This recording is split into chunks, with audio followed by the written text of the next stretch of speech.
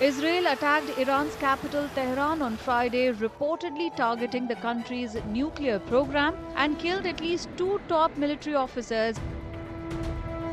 This military action has raised the potential for an all-out war between the two bitter Middle East adversaries.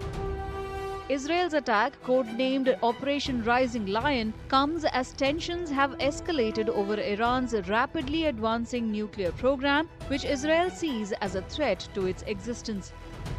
In retaliation to the attacks, Iran reportedly launched drones on Israel. Moments ago, Israel launched Operation Rising Lion, a targeted military operation to roll back the Iranian threat to Israel's very survival. This operation will continue for as many days as it takes to remove this threat. We struck at the heart of Iran's nuclear enrichment program. We struck at the heart of Iran's nuclear weaponization program. We targeted Iran's main enrichment facility in Natanz. We targeted Iran's leading nuclear scientists working on the Iranian bomb. We also struck at the heart of Iran's ballistic missile program.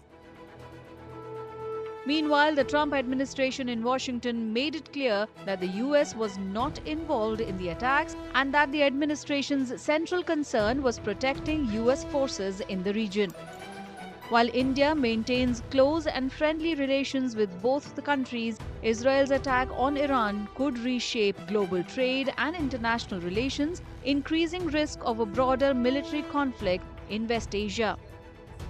India has a very major concern there for the simple reason because if this conflict escalates, then maybe that United States gets roped in, and if United States is at war with Iran, then they will certainly put tremendous amount of sanctions. And thereafter, India's engagement in Chabahar port and our efforts to make the highway and get connectivity up to the Central Asian republics, that can get into trouble. Similarly, the north-south transport corridor, that can also get into trouble. So there are major stakes as far as India is concerned because our connectivity initiatives are passing through Iran. The assault came amid warnings from Israel that it would not permit Tehran to build a nuclear weapon, though it remains unclear how close the country actually is to achieving that. The Board of Governors at the International Atomic Energy Agency for the first time in 20 years censured Iran over its refusal to work with its inspectors. Soon, Iran had announced its plans to commence work on a third uranium enrichment facility. Sunday, they were supposed to meet in Oman. And there again, President Trump seems to be playing a rather intricate game because his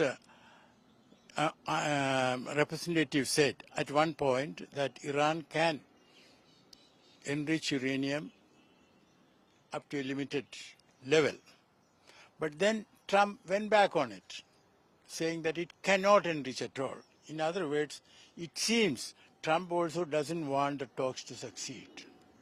So is it that there is a secret understanding between Trump and Netanyahu, meaning Netanyahu can do what he wants, Trump will not ask him to stop? Following the new round of military conflict in the Middle East, oil prices surged with markets lower due to risk of an all-out war in the region.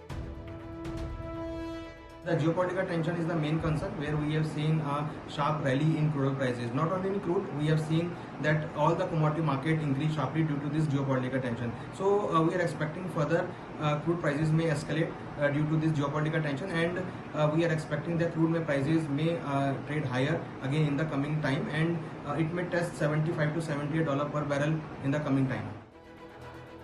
Meanwhile, India has urged both Israel and Iran to avoid any escalation. Experts believe the region could spiral into prolonged violence if Iran retaliates further, especially through its allied groups in countries like Lebanon, Syria, Iraq or Yemen.